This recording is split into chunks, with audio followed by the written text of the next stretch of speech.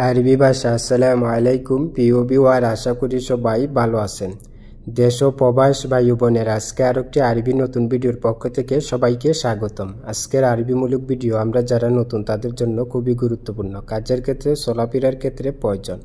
প্রথমে আরবি পরে বাংলা, যাতে বুঝতে সহজ হয়। তাই বন্ধুরা ভিডিওটা না টেনে শেষ পর্যন্ত দেখবেন আর আমার চ্যানেলটি সাবস্ক্রাইব করবেন, পাশে থাকা বেল আইকনটি বাজিয়ে রাখবেন। আমি আর বেশি কথা বলবো না, আরবি ভাষা শুরু করা যাক। কামান এর হচ্ছে আরো, আরো আরবিতে বলতে হবে কামান। মাররা তানি এর হচ্ছে আবার, আবার বা পুনরায় আরবিতে বলতে হবে মাররা তানি। সামা এর হচ্ছে আকাশ, আকাশকে আরবিতে বলে সামা। তাল এর হচ্ছে আশা, আশা বা আসো বা আসুন আরবিতে বলতে হবে তাল। অয়েন এর হচ্ছে কোথায়, কোথায় আরবিতে বলতে হবে অয়েন বা ফেন, ফেন বা অয়েন এর হচ্ছে কোথায় বা আইনা এর হচ্ছে কোথায়। কুরসি এর হচ্ছে চেয়ার, চেয়ারকে আরবিতে বলে কুরসি। সিক্কিন এর হচ্ছে চাকু, চাকু বা ছুরি আরবিতে বলতে হবে সিক্কিন।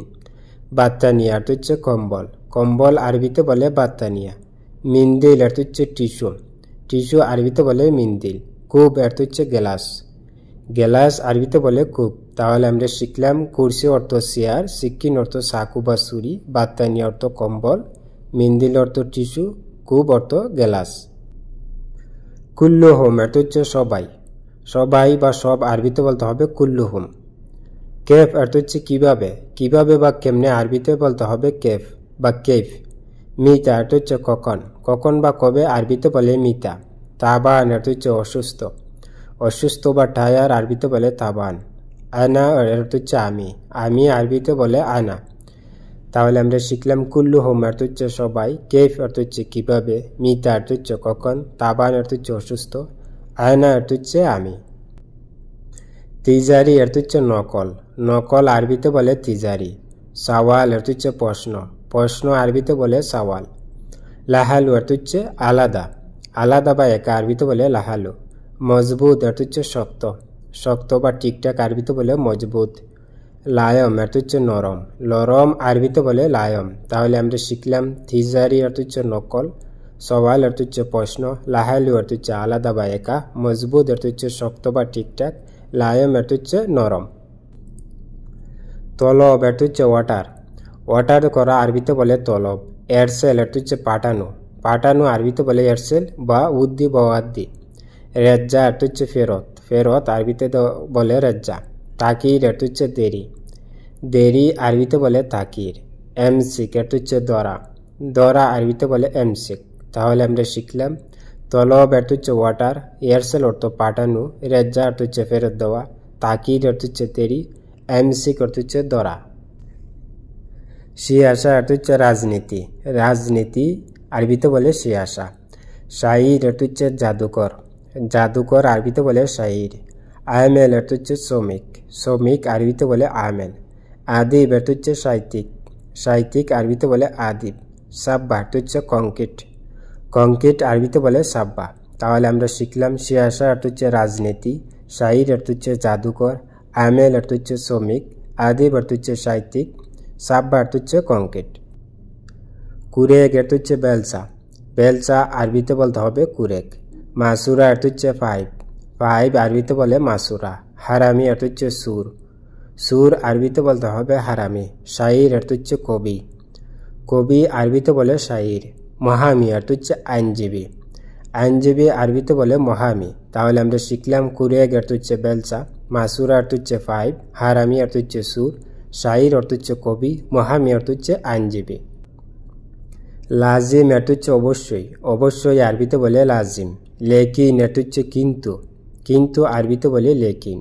লুন অর্থ হচ্ছে রং, রং আরবিতে বলে লুন। ইমসা অর্থ হচ্ছে মুসা, মুসা আরবিতে বলে ইমসা। জোয়া অর্থ হচ্ছে ভিতরে, ভিতরে আরবিতে বলে জোয়া। তাহলে আমরা শিখলাম লাজিম অর্থ হচ্ছে অবশ্যই, লেকিন অর্থ হচ্ছে কিন্তু, লুন অর্থ হচ্ছে রং, ইমসা অর্থ হচ্ছে মুসা, জোয়া অর্থ হচ্ছে ভিতরে। হাসেল অর্থ হচ্ছে পাওয়া, পাওয়া আরবিতে বলে হাসেল। কারিম অর্থ হচ্ছে ভদ্র, ভদ্র আরবিতে বলে কারিম। তাজুন অর্থ হচ্ছে টুফি, টুফি আরবিতে বলে তাজুন। মাঞ্জা অর্থ হচ্ছে আম, আম আরবিতে বলে মাঞ্জা। ফক্কি অর্থ হচ্ছে ফল, ফল আরবিতে বলে ফক্কি। তাহলে আমরা শিখলাম হাসেল অর্থ পাওয়া, কারিম অর্থ হচ্ছে ভদ্র, তাজুন অর্থ হচ্ছে টুপি, মানজা অর্থ হচ্ছে আম, ফক্কি অর্থ হচ্ছে ফল। ইনসা অর্থ হচ্ছে ভুলে যাওয়া আরবিতে বলে ইনসা। এহতেরাদ অর্থ হচ্ছে আপত্তি, আপত্তি আরবিতে বলে এহতেরাদ। সাব্বাক অর্থ হচ্ছে পেলেম্বার আরবিতে বলে সাব্বাক। সুব্বাক অর্থ হচ্ছে জানেলা আরবিতে বলে সুব্বাক। কাহারাবা অর্থ হচ্ছে কারেন্ট আরবিতে বলে কাহারাবা।